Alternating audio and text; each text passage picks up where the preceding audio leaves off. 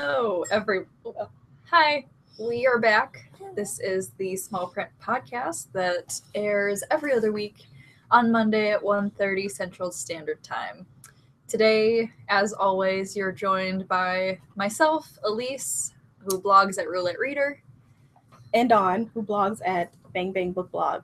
and today we're doing something a little bit different. We're kind of taking a different direction, and we wanted to do a Kiss of Deception reread because we are huge fans of the series. We read them a few years ago, have been avid followers of the series, and the last book in the series comes out this year, and we wanted to kind of reread it and freshen our mind because it's a huge series. It's very dense in a good way. And so today we start the first portion of that reread where we will discuss chapters 1 through 13. And then if you have the dates at the end, I guess. Yeah. Okay. Or maybe we'll link it because I don't know it off the top of my head. Yeah, we'll have to pull that up on our blogs. So we're going to just jump right into things we're going to do something different first. We're going to do the Unpopular Opinions tag. This is a blog tag that we find really fun where basically you just answer a series of questions and voice your unpopular opinion. So we'll start with question number 1, which is, excuse me, name a popular book or series that you didn't like. I'll let you go. Okay, so I did not like City of Bones.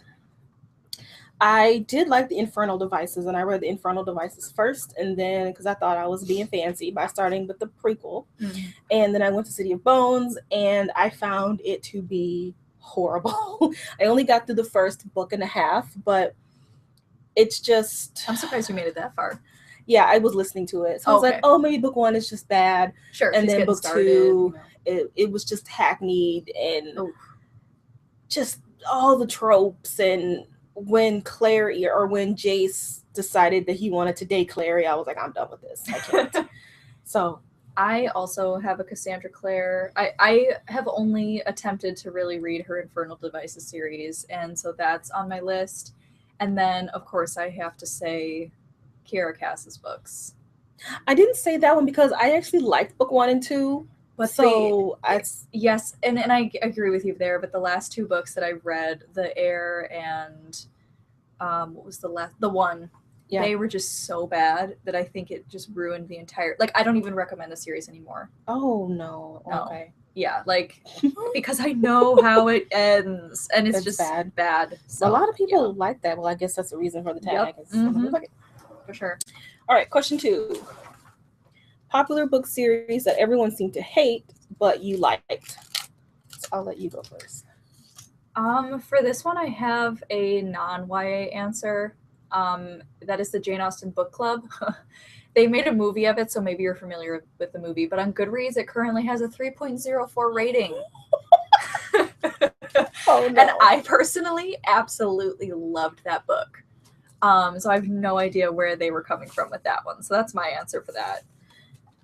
Mine is Twilight. Oh, that's right.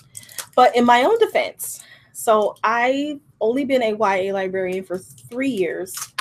And this was my first foray into the genre. And so for me, Twilight is great. But if I would read it now, I probably would like no. See, Twilight for me, when it came out, I was in high school. And that was the reason that I never wanted to read more YA. Because I thought that it was all vampires and creepy romance. It kind of was. At the time, kind of, yeah. But, yeah, I don't know. I was not a no-go. I was a no-go on Twilight. Yeah. Not looking in hindsight, yeah, Bella's terrible. She's terrible. Yeah. Okay. Question 3. A love triangle where the main character ended up with the person you did not want to end them up. Them to end up with. Warn about spoilers. Or an OTP that you don't like. Okay, so for me, it is Selena and Dorian from Throne of Glass. I did not want her with Kel. I preferred Dorian. Yes. And in book 2, sorry if it's a spoiler, you did kind of give a warning. She is with Kel. And that's not what I wanted. However, nope, I'm not gonna say anymore. That is possibly a spoiler, but we're on book 4 now. No, but everybody is not on book 4. That's true. Well, Either way, with the Throne of Glass series, don't get too attached to anybody. Yeah, that's true. Mine has to be Ginny Weasley and Harry Potter. I do not know. Yeah. I do not know the logic behind that. No, I know the logic. I just can't. The logic is that he is married into a family. I think that's where they went with you've that. explained that to me, and it makes sense. Yeah. But really, though, like Hermione had a family. But she was thinking but it's not the Weasleys, though. I mean, I don't know. I really can't speak eloquently on that. I just don't like it. It's horrible. Mm-hmm. Yeah. All right. Next one. Popular genre that you hardly reach for. I said realistic fiction or romance. Yeah, I said romance. Mm-hmm. I will do realistic fiction now just because I feel like I can't just be reading fantasy, working with teens. I have to, for sure, pick up something else. Romance is definitely, if I see a couple or something lovey on the cover, I'm like, I don't care. Oh, yeah. I mean, I will read contemporary for the teens. I'm not reading romance. No. I can recommend, I feel like teens, and we say teens and not bloggers because we do work with teens. We're YA librarians. A teen who likes romance, they're just going to like everything. Yeah. I know that's a generalization, but we have a teen, and her taste is not that refined, picky. No, she kind of likes everything. Yep, she does. If there's a girl and a boy on the cover and it's cheesy, she's all for it. So, yep. Not that everybody's like that, but we were given a box of ARCs from a publisher, and one of the descriptions on the back was that this teen falls in love with her professor. And that was a minor part of the story, but that right there got her to want to read that series. What book was it? It was I think it's the Goldfish one. Oh, yeah. Or the New Guy or whatever. Yeah, she didn't like that book either. Oh my God. I know, and she ended up not liking it. It's like, that's why you can't just judge based on these tiny little snippets that you like. Yeah. Yeah. Okay. Okay. Number 5, popular or beloved character that you do not like. Ginny Weasley. There you go. I could not stand that girl. Oh. Sorry, I'll let you finish. Yeah, I don't want to say why because it's mean. Okay. And I said I was going to stop. Oh, that's right. Slut shamer, but yeah, she's a bit of a whole bag. Sorry. I just did not feel the chemistry. That is horrible. It's like, no, between them. It's like you're saying that Ginny Weasley absolutely must be pure for Harry. No, I'm just saying that the way they made her character, especially in the books, not so much in the movies, her brothers called her a loose girl. The twins made fun of how many boyfriends she had. And I think in the movies, they just had no chemistry. I just felt like the two actors, their chemistry was just terrible. Mm-hmm. I preferred him with Luna. I like that pairing better, but yeah. So I don't like Ginny. Yeah, at all. Nope. I have Kath from Fangirl by Rainbow Rowell. Yeah, she's pretty bad too. She, when I first started reading the book, I could kind of see some of myself in her. She's new. She's going to college. She's really shy. Who hasn't gone through that experience? I'm a shyer person. I'm a very reserved individual, but at some point, you get over it. And at some point you want to make friends. It was like every attempt that people made to be her friend or to invite her somewhere, she was like, ugh, no. It was like, oh my, you want people to think you're a snob? First friend is your roommate. Right. And she was just like, ew, no, get out of my face. I know. It's like, that is your safety net. You two are unspokenly bound to one another. Yeah, she just drove me insane. Yeah, she wasn't good. That made me hate the book. Yeah. Okay. It's my turn? Yep. Popular author you can't get into. Andrew Smith. Okay. I like Andrew Smith. I know. And again, he's one of those authors where I understand why he's famous. I understand why his books are popular. He is a cool guy. He writes well. I just, for some reason, have not been able to stay with any of his books. I wish I could. Maybe someday. I picked, I don't know how to say this. Tamara Pierce. Tamara Pierce. Yep. I have not read her books. I have tried. I have not read them. I have not ever picked one up. But I saw her in a webinar, and she had some disparaging remarks about Hunger Games and Katniss. And I just put a bad taste in my mouth about her as a person. She just came across a little bitchy. And I'm like, I don't want to read her books. Yes. For those of you who may be unfamiliar with the history behind Tamara Pierce, she is the mother of the strong female YA protagonist, okay? And I read an article of hers in the SLJ where she said the same. She must have said the same thing. She's like, I wrote Katniss 20 years ago, guys. It was like she was trying to give herself a pat on the back. It's like, yeah, okay, you have been the pinnacle of YA female heroines forever. Give other people the chance to do it too. I mean, oh my, same thing. It just put a bad taste in my mouth. I did not appreciate that. Yeah. Like, we don't just need one strong female heroine. We need many, Okay. Let's see. A popular book trope that you are tired of seeing. Example, like Lost Princess, Corrupt Ruler, Love first. Triangle. I said love triangle, insta-love, and overly perfect romances. Like, in fantasy, sometimes I feel like they feel the need to throw in an insta-love or some kind of romantic element to keep maybe more surface readers engaged in the story. Yeah. Especially with Kiss of Deception. Like, that's a good kind of segue, I guess, later. But Kiss of Deception has this intense history, plot, culture going on underneath the surface, and all the people seem to want to talk about is the supposed love triangle, the supposed romances. It's like, you're clearly missing the point. That's what I'm tired of seeing. I actually missed this question in my notes. So I guess I don't like insta-love because that's an instant. Oh, well, no, that's not a trope. That's just a thing I don't like. But yeah, I'll go with insta-love. Okay. I mean, I think pretty much everyone hates insta-love, except for teens, unfortunately. Yeah. Some teens hate it, but all right, a popular series that you really have no interest in reading. I said Shatter Me by Tahara Mafi. I tried twice. I tried to read it, and then I tried to listen to it, which is even worse because she makes like these little slash noises. That got annoying real quick. I tried. I keep hearing about this awesome steamy makeout scene on page something or other, but that's not enough to get me to read that story. So yeah, I'm not. I said she's cool though. Yeah, she's a very on cool Instagram. Person. She's awesome. The most amazing feed. Maybe her next book, I'll try to do that. Yeah, she's a cool person. Mm-hmm. I said Maggie Stiefvater's Shiver series, which was basically Twilight without the vampires and just werewolves. That's and then I also said the rest of John Green's novels. I read The Fault in Our Stars, and I'm just so over him. He's the most overrated author. I wouldn't say that. I'm giving him his claps, and moving on. He can move on. I personally don't think he's overrated. I think he's a really good writer, and I think his books are relatable to a lot of teens. I think it makes them think about themselves and not so small-minded. But everything that's going on around them. There's a lot of, boys who read the books that are Pudge and maybe not Gus, but, now his little fascination with the pixie girl, that's kind of annoying. Yeah. I get that. But that's his type. I mean, what can you say? I don't like the female characters that he tends to write. He writes strong male characters, and that's fine. That's needed as well. But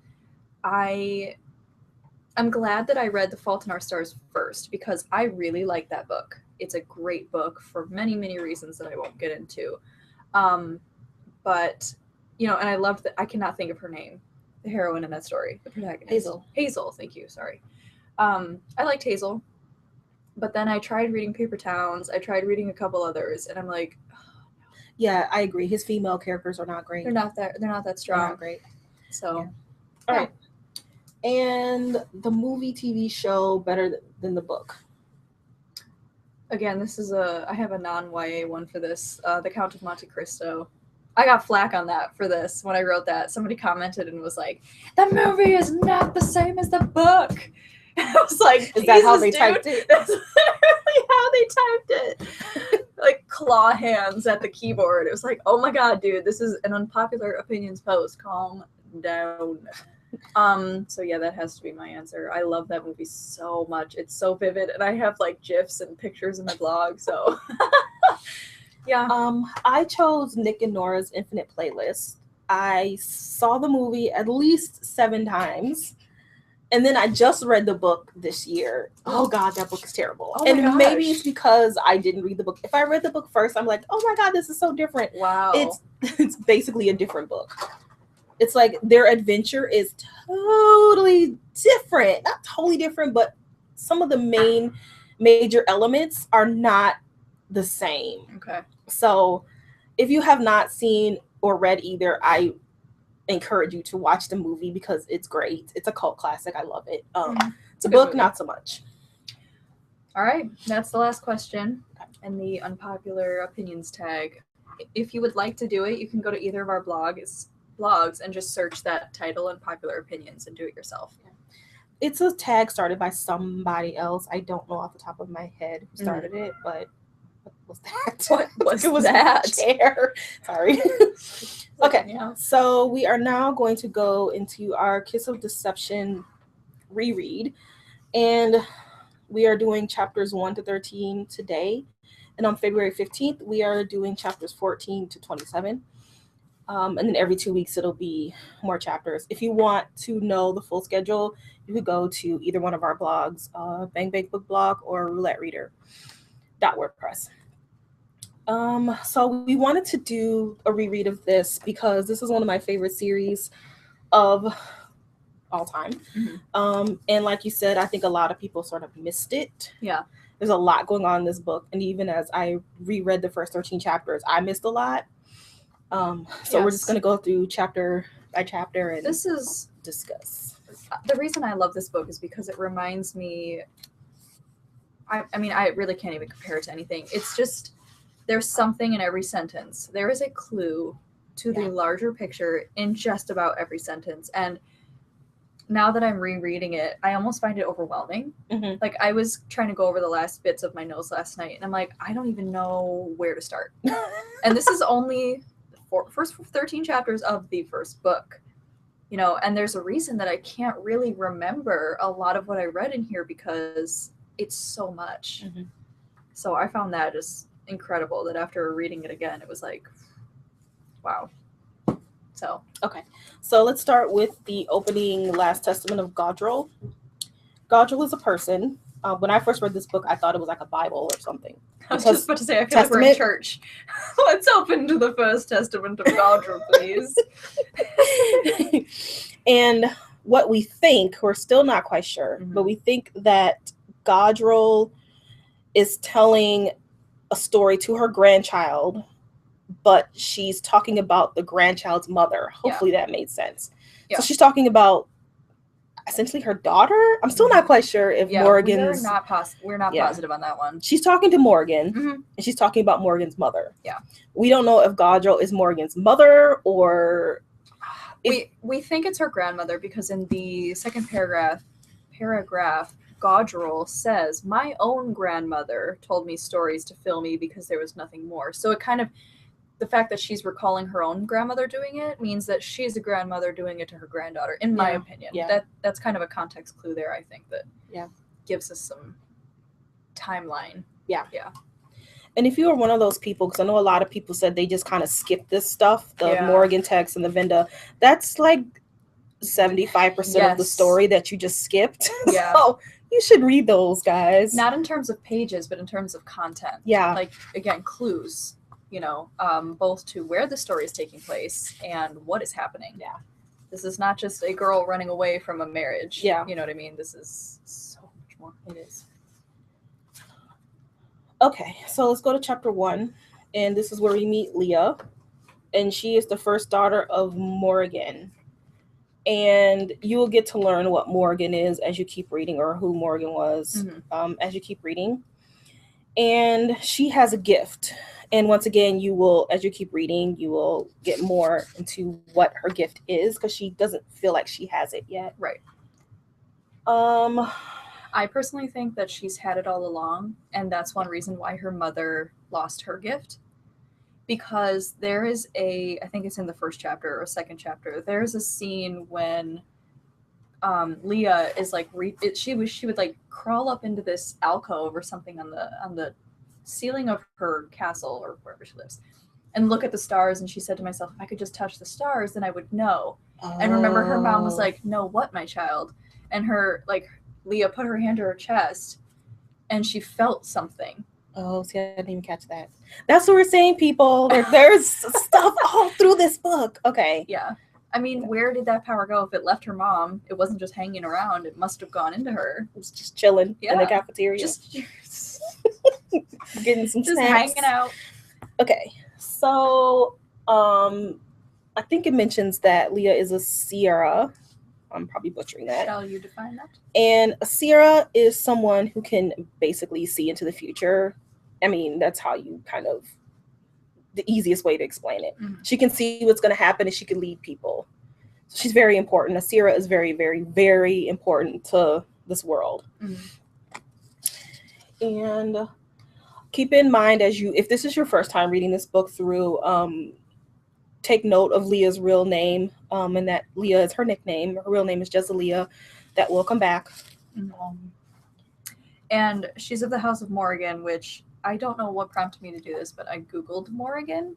And apparently it is an old French word that means terror or phantom queen. And neither of us have quite tied that to the overall plot yet, but just keep that in mind as well. Yeah. It's mystical. Yes. Let's see. I have my notes. You do have quite a bit. Okay, so we learned in chapter 1 that she is to be married to the Prince of Dalbrek, but she doesn't want to be her father's pawn in this politics. So one can see that as selfish, because the whole point of her marrying is to form an alliance, a stronger one, and she's basically dooming everybody by running away because she doesn't want to be married to a prince and be told what to do. So, I mean, that's a weakness that she has, and hopefully she grows at the end of the book. That's what you're supposed to do. Not yet? Nope. All right. Well, she's also insecure. It's not just that she's acting out of selfish impulses, it's that she doesn't really understand the gift that she's supposed to have, and this bargaining chip that they're using. This gift is her bargaining chip, and the bargaining chip that her father's using as well. She's convinced she doesn't have it, and so she thinks she's both doing herself a disservice, her family, and this new kingdom a disservice. And at some point, it's going to fall down on her head. And so she's not just acting, she's thought this through. She's not just making an impulse. Then she remembers back to when her mother lost her power and how she so dramatically fell in status and importance. And she's like, I just do not want that for myself. Some argue it's her choice to make. Yep. Okay. Do you want to talk about the Kava? Yes. Okay. So in the first chapter, there's a lot that's happening in this, right off the bat in this first chapter. It's a tradition in Morrigan culture to have the heraldry or the symbol of the country that you're marrying into, basically burned or cut into your back, kind of like a tattoo, but eventually it scars over and is like a, it's just basically a tattoo. So kava is what they call it in this book, Kavah, and I Googled that word again.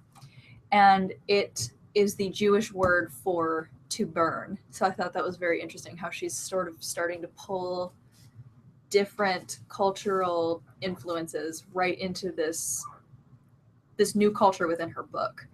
Do you want to say anything else about that? No. It's a beautiful scene. That is one of my favorite scenes. It's gorgeous. It's kind of frightening. I mean, that must have been painful. She doesn't really talk about it though, because she's thinking about all this plan, that she's hatching in her mind, but I thought it was amazing. Yeah. Okay. There's a little bit more we learned about her. She's got 3 brothers, and they are soldiers, and she was a soldier at one point, but then her father was like, no, we need to protect you. Yeah. And we meet Pauline, who is her maid. Pauline comes back into the story. Mm-hmm. We also meet the Chancellor and the Scholar, who play major parts in the story.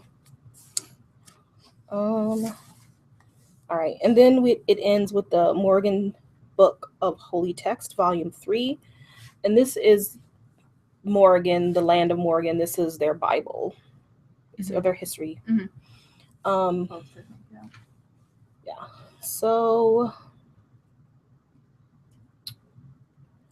okay. So it's basically saying that there's one generation that has lost all of their information.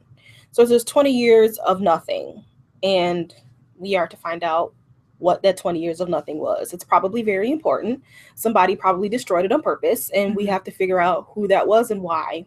And you will learn that as you continue to read the story. Okay. So chapter 2 is when Leah and Pauline have escaped, and they are heading north away from their kingdom into the forest. Yeah. I had to sit and think on that a little bit. I still don't know why I marked this page. I was never able to figure out why. With a hairpin. Yes. A bobby pin, nice.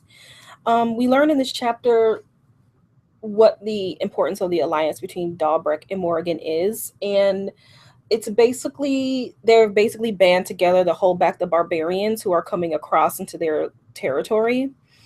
So that's really their only reason for working together, and I think Leah's purpose was to solidify it even more. Well, this is really just about them running away and how they did it, and we learn more about their friendship as well. And as they continue to travel, we learn more about the region and the land itself, which seems kind of like a pointless detail in a fantasy world, but it's not. Yeah, you'll learn pretty soon that Pearson writes everything for a reason, so it's best to pay attention. Okay. So then we get to chapter 3, and then we meet the prince, and it just says the prince. And he's the Prince of Dalbreck, who Leah was supposed to marry, and she ran away. So he's going to find her. We also, I'm sorry, I blanked out a little bit. What I loved about this chapter is that we realize how independent Leah really is, that she asked him, she says, "I should like to inspect you before our wedding day." Who says that? Leah does. I love that. That is so funny, and like, just she knew she needed to see him. It would have, and that I wonder what would have happened if he had acquiesced. It wouldn't. We will never know. There'd be no book. There would be no book. But that's true. Like, would it have changed her mind? I don't know. Would she have still run away? Because at the end of the day, she still wouldn't know him. Yeah. So yeah, that's true. Anything else in chapter 3? No. Chapter 3 ends with a new text. We have not yet seen the Song of Venda, but now we get the first little snippet of what that is. And this claims to have the one true history and the one true future. So now we have 3 texts that are going against each other sometimes. Like, as the book progresses, you'll see that one is kind of over-exaggerating certain points. One claims to be the truth. The other has more of a religious overtone. And that's definitely something to pay attention to. And we still don't know the specific details. Yeah, and we're not sure who or what Venda is either. But that is important. Yes. Chapter 4. Now we meet the assassin. So yeah, pay attention to the chapter headings. That's important. And okay, so this is important. He talks about the Komazar, and the Komazar doesn't really come back until book 2. He has a very big role in book 2. It's telling the assassin to kill Leah. To assassinate Leah. Okay, so he's basically saying that she is the Sierra, she's important, and she needs to die. So his job is to travel to Morgan, find her, and to kill her, and he has no problem doing that. Yes. Okay. I was trying to read this little snippet here. I don't remember reading that. Could make all of our efforts futile. Even worse, the girl is said to be a Sierra. Okay, you said that he knows that she is. Yeah. How did he find that out? Okay. I think he finds it out, and I don't think you know that yet as you're reading the book. No. Is because, well, if you read her novella Morgan, you'll know. And it's 0.5. And I'm surprised you read that. Why? You never read novellas. I know, but I don't either. I like the series, so I was like, I'm gonna read it. Yeah, true. And I actually bought it too anyway. Man, I don't buy books. Wow. I think he's a descendant of. Okay. Yeah. Okay. So, yeah, but I think you'll learn Well, yeah, further and I in the guess that's a story. dumb question. They do have their own, like I just said, they do have their own like religious text. Okay. Oh, this is a short chapter. Yeah, it's very short. I like how he thought it was going to be super easy to bring her back. Mhm. Oh, Well, it kind of wasn't Right. hard. I Well, mean, initially. she was found, and all you had to do was beep, beep. But that didn't happen.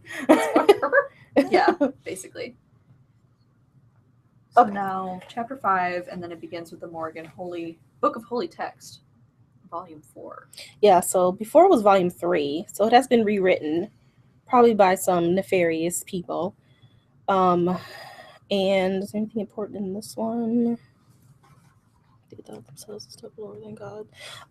From this, I took that the men were thinking they were very important. If you think yourself a step lower than God, you consider yourself quite important. And I think they became a little too arrogant and a little bit too powerful. Mhm. And then that is where their troubles Started. Yeah.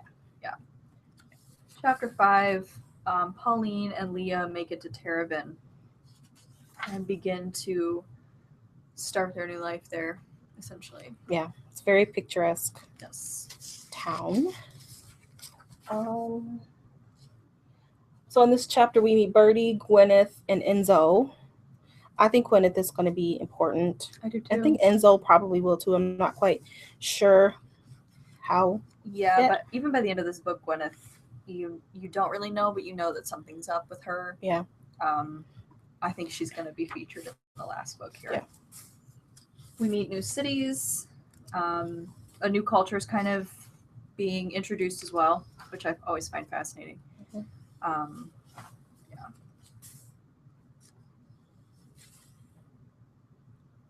Okay, so this is where Leah starts to hear voices. Mm-hmm. When she's bathing, she hears, "I will find you in the farthest corner."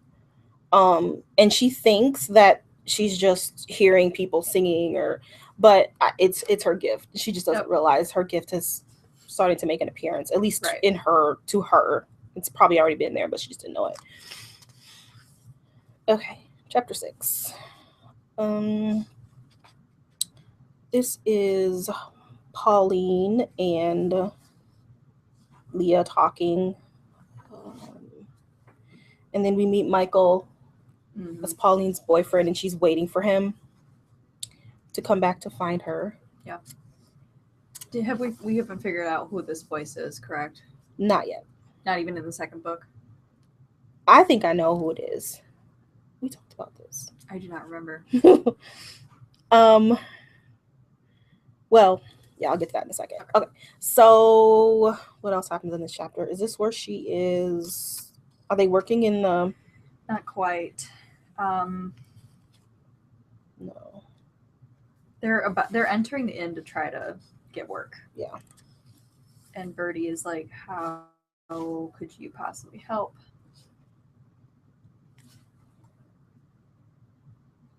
Yeah, well, we start to see also in this chapter how headstrong Leah is. She's like, I think this is a chapter where she stood up to the scholars and was like, I'm not going to read this additional education that you want me to, and she's punished for it. And we learn that the scholars and the chancellor, they don't like her. Yeah, they don't at all. She's a little bit too smart. Yeah. Yep. She's a big mouth. She's not going to take it anymore. Basically. So that's important. Yeah. And we have another song of Venda. Yeah. In here. Old men shall dream dreams, young maids will see visions, the beast of the forest will turn away. They will see the child of misery coming and make clear the path. So yeah. The Song of Venda is like very dark, very ominous. Venda's actually it's an interesting part of the story, and it becomes much more interesting as you keep reading. I won't say anything else, but Again, pay attention to this. Okay, chapter 7. We are back to the assassin, and he has found Leah. In Terabin. The same time as the prince has found Leah. Which is chapter 8. Yeah. And then we also learned that Enzo has a big mouth. Yep. Huge. Both of the men are beginning to not like her necessarily, but they're drawn to some kind of like certain quality about Leah, especially the assassin. I think he's just shocked He's that shocked, she's just right. not this pampered princess Right. that she's working. Because that was what he was led to believe Yeah. by the commissar. He thought I think he could he's be literally fascinated in and out. by her. Both of them are. Yeah. I think even the prince is like, oh, yeah, she's in here mopping dishes, right, mopping floors and serving food. And yeah. So the prince saw her bathing in chapter 8. He says a wedding kava. Oh, no, sorry. Yep, from the stable. It's Enzo. Yeah. Yeah, that's what she said. Yeah. Okay, Enzo told him. I was like, he did? Sorry. I don't remember that. It's like, wait, no. Yeah, she's not the most intelligent traveler. Like, she left clues along the way, kind of. But, I mean, that's to be expected if you've never done that before. It's not like the scholar and the chancellor were teaching her these things. You know, obviously. She tried. Right. She tried to pay them off. Right. But if they can be paid off once, they can be paid off twice. Right. Well, I thought it was cute that the prince starts to believe that the stuff she's doing is personal. That she's like flouting it in his face because she maybe assumes or knows that he's following her. He thinks. He's like, I don't like being played with by a 17-year-old runaway. You know, he's kind of a little petty, kind of. I mean, I would be upset too, but she doesn't know you. How could it possibly be personal? And then I loved that he eventually meets up with the assassin unknowingly. And they're like, let's have a drink together. Yeah. It's like, oh God, fate. Okay. Chapter 9 is back to Leah. They're now working. So this is kind of just her working. Leah begins to observe the townsfolk. Because she knows she's still in danger. Mm-hmm. And she knows people are looking for her. And at any moment, you know. Yeah, she's like, I can't hide every time someone walks through the door. She knows people are looking for her, but she's not scared. She's not going to hide. She's going to start to make a new life. So I thought that was cool. And so now we learn a little bit more about our assassin and our prince. We know that because they're sitting together, and we know one is named Caden and one is named Rafe. And we know one of them is a fisherman and one of them is a pelter. But we do not know who is who. Yeah. So we know what wait a minute. Okay, so we know that Caden is blonde and Rafe is a brunette, but we don't know what the assassin and the prince look like. Right. So Pearson has strategically left that out. So you don't know who's who. And you have to try and figure it out. Yep. It does get revealed at some point, but up until then, because Leah doesn't know either. No, she doesn't.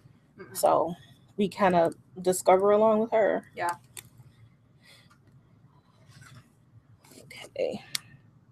Okay, so then at one point she starts to talk to them, and she's talking to the fisherman, which is Rafe, and she's like, I've never heard his voice before, but then I tell it, she says, but she has. So as the reader, I'm assuming she's hearing the farthest corner I will find you. So she doesn't quite realize it yet because it's italicized, meaning that she doesn't know it, but we the reader should. So yeah, so we're assuming that it's Rafe that she's listening or that she can hear. Mm-hmm. And she has some conversations with them. Yeah. Which is bold. They're trying to get information from her. She's being equally withholding. And yeah, like you said, we learn their names. Okay. So chapter 10. In chapter 10, we start to throughout all the chapters, she starts to talk about her father. And we kind of start to learn that her and her father don't get along very well. He doesn't seem to like her very much, which I think is going to be important as the story progresses. I have a feeling he thinks that her gift is going to fail as well as his wife's did. So he's trying to hurry up and marry her off? I think so. Yeah. Mm-hmm. Yeah, let me use it while I can. Mm-hmm. Yeah. Then she's meeting Caden and Rafe. And they're trying to talk to her a little bit more, which I think they're falling a little bit more and more for her. Mm-hmm. Much to the surprise and chagrin of them both. That's it for that chapter. Yeah. She notices that Caden is unsettled and really jumpy. Like something's up. Okay. But she doesn't know what exactly. So now, chapter 11 is the assassin. Mm-hmm. And I think it's interesting how we see Caden and Rafe, and then we get the assassin chapter, and he's talking about his experience meeting her, but we still don't know who's who. It's very vague. Mm-hmm. It could be either one of them talking. And then the prince chapter is right after that. And once again, he's relaying what it's his point of view now, Mm-hmm. not hers, but we still don't know who is talking. Okay. Anything else in those chapters that we need to talk about? Nothing major. Okay. Still kind of the groundwork chapters. Yeah. Okay. So chapter 13,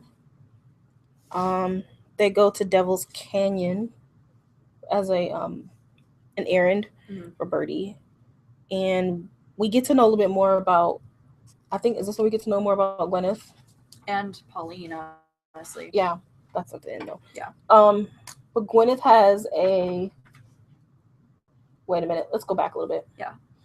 So in the beginning of this, well, not the beginning, kind of like in the middle, she's talking about a dream that she's having. And actually, let's go back a little bit more.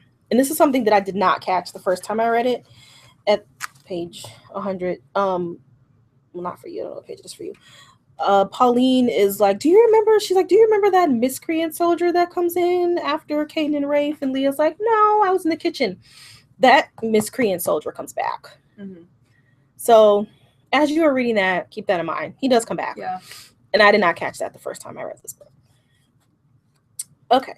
So then Leah she has a bad dream, but I think it's visions. I don't think it's a dream. Oh.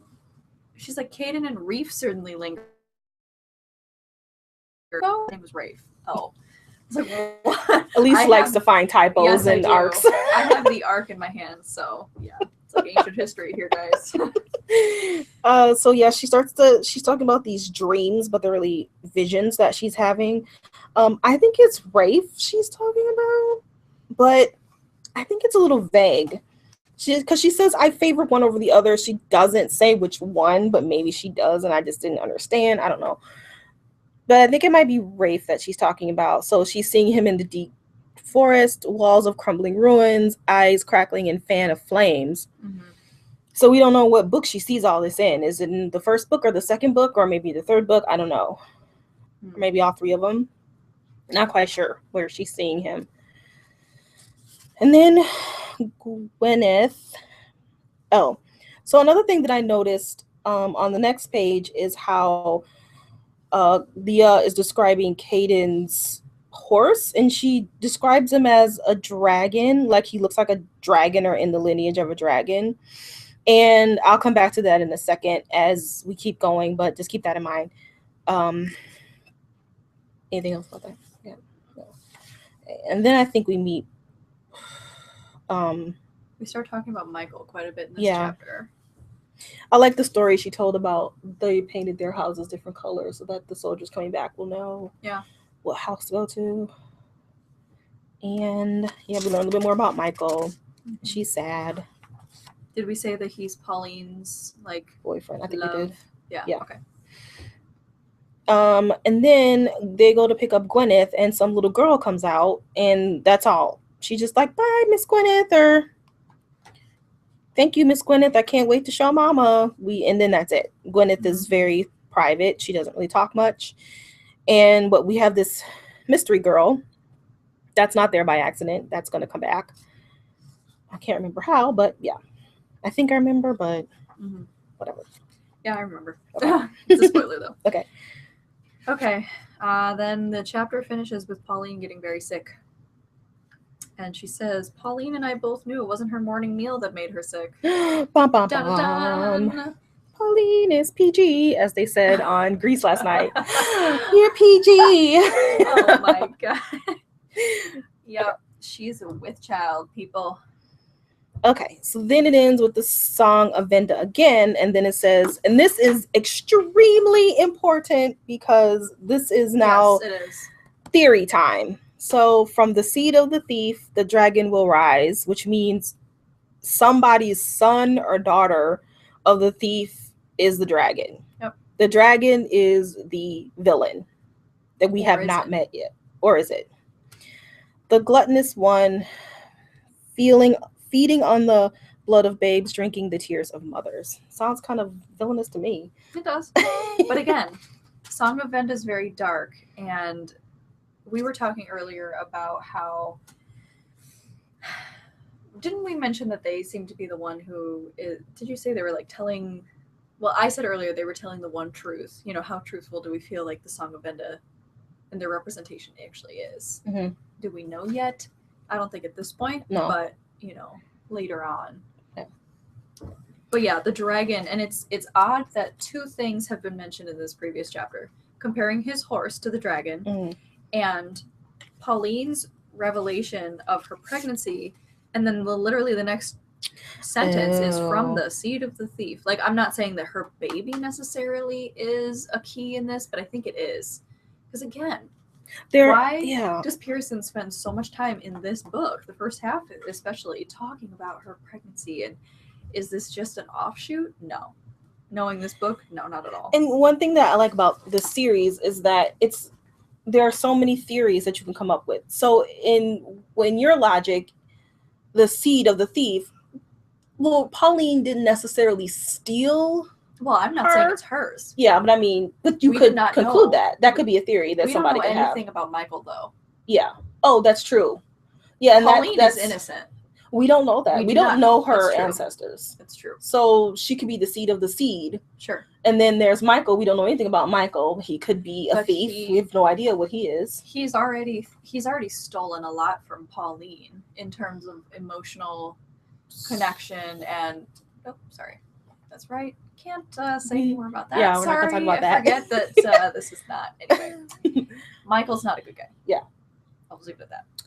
But then we mentioned the horse has been compared to Correct. a dragon. So what's is that about? Caden the seed of a thief? Right. I don't know. Right. I have my own theory. I actually am theorizing that Caden is the dragon. I came up with that after reading book 2. Yeah. I could be wrong. I usually am. But that's the fun part. Mm-hmm. You can kind of speculate. I think you thought the Comazar was a dragon. I think a lot of people thought the Comazar that's definitely how we're was a dragon. And he still could be. We don't know. Mm-hmm. He could be the dragon. Yeah. And that's why, again, I need to reread book 2 as well, because there were some things that came up between Caden and the Comazar that was a little bit odd. Yeah. Yeah. So the first 13 chapters hold a lot of information. I think the first 13 chapters of this book holds more information than some of the books I've read. Yes. In the past couple months. Yeah. It's like, okay. There's a lot here. Yeah. Yeah. And there's also some things that we did not mention about the book that I don't think is a spoiler. But if you look at the map, you get clues as to where we are. And every time I read a book, I always want to know what the setting is. And I want to know the time period. It's just, I don't know, but it helps you understand the book better. Yeah. And when we read the book, we did not have a map because we read the arc and there was no map. And so we kind of had to figure it out along the way. And Mary Pearson does not tell you at all. She drops these little clues throughout the text and you are to figure it out. And you can figure it out from this point on, basically through this map. Yeah. So if we're in the San Francisco, sounds like San Francisco. So I think it's safe to say that this is America. And also at one point, Leah is looking out her window at the Golgotha Bridge, which is the Golden Gate Bridge. Mm-hmm. And the bridge is decimated. Yeah. So one can conclude that what time period we're in as well. Mm-hmm. So as you are reading, keep that in mind where they travel. I actually had to tweet Mary because it was bothering me because I wanted to know where Terravan was. We went through so much. Yeah, we Googled what the root word meant and we thought wine. Well, she's in wine country, but she's not. It's actually Avila Beach in California. And if you Google it, and you will see the storefronts are different colors, just like Pauline was talking about the different colors of the homes and businesses. And there's also a Devil's Canyon. So as you're reading and you're trying to track where they're at, she drops little clues as to where they're at and what things look like and landmarks, and so you can kind of follow her as she is. So what are we looking at? Devil's Canyon, Diablo Canyon. That's Avila Beach. And where is San Francisco? Elisa's Google mapping it. And of course, my computer froze. decided to stop working. Oh, there we go. It's quite a ways away, actually. San Francisco's up here. Okay, so it is quite a bit south. It's equidistant, but it's almost equidistant between Los Angeles and San Francisco. A little bit closer to LA. Okay. Cool. Yeah. There's also Death Valley, though. Do you think she maybe means Death Valley? Because she went north into the Sequoia Forest. I don't know. Weird. Okay, cool. Lots of All right. So if this is a reread for you, I hope that you got something a little bit more out of it. I know we did, that we didn't see the first time. This is the first time you're reading the book. I hope you've been set up for an awesome book that you're about to read, because it's pretty great. And I don't think I have anything else. Just join us next time. We'll be doing, do we want to tell what chapters? I don't remember what they are off the top. We are doing chapters 14 to 27 on February 15th at 1:30. And so read those chapters, reread them, got 2 weeks, anytime, take some notes. If you have any comments, please leave it in the comment section. And we hope to hear from you. See you on the flip side. Bye.